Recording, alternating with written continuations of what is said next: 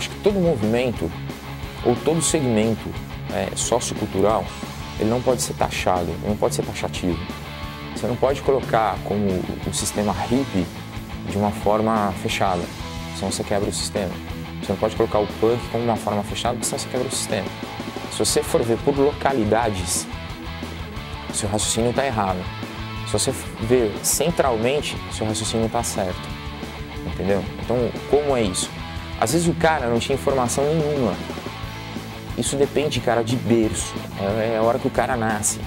O cara que nasce com uma concepção de observar, de começar a entender como funciona o fluxo do decorrer do dia a dia, entendeu? Ele poder levantar e observar, ver que, pô, isso aqui é legal, isso aqui não me agrada, isso aqui é bom, isso aqui não é.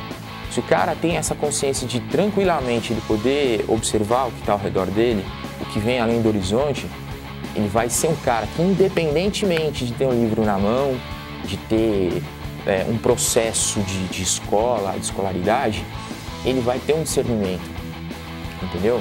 Agora, o cara que ele vem aos trancos e barrancos, entendeu? Ele tem essa possibilidade, sim, de observação, mas não observa porque, de alguma forma, ele próprio se empurra para um caminho e ele vai simplesmente evoluindo dentro daquele contexto, daquele único caminho.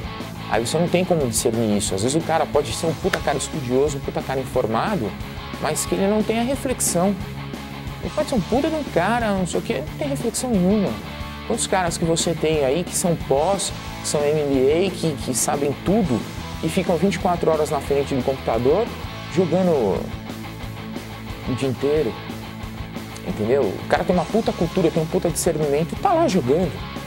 E fica o dia inteiro lá se você deixar, entendeu? Então a cultura em si, o estudo em si, não representa necessariamente esse lado de rebeldia ou não. Isso é grupo, porque se fosse isso, nós temos uma quantidade de analfabetos ainda considerável no país, imagina o caos mental que seria. E, no entanto, os caras de periferia são os caras mais sensíveis à situação. Se você chegar numa favela, hoje não sei tanto, porque eu não mais fiz esse processo. Mas para entender o processo do início, você tem que realmente partir do início e não do meio. Então, antes de você curtir um punk, o que você tem que fazer? Qual a primeira base da estrutura? Que é isso que a gente sempre vendeu pra galera. Como é que você vai ser punk? Como é que você vai você protestar alguma coisa se você não conhece? Entendeu? Como é que você pode protestar sobre a cultura social do país ou a política do país se você não sabe porra nenhuma? Não existe isso. Então, é óbvio que para ser punk você precisa ter cultura, ainda mais do que qualquer outra pessoa. Porque se você vai protestar contra alguma coisa, você tem que ler muito, bicho.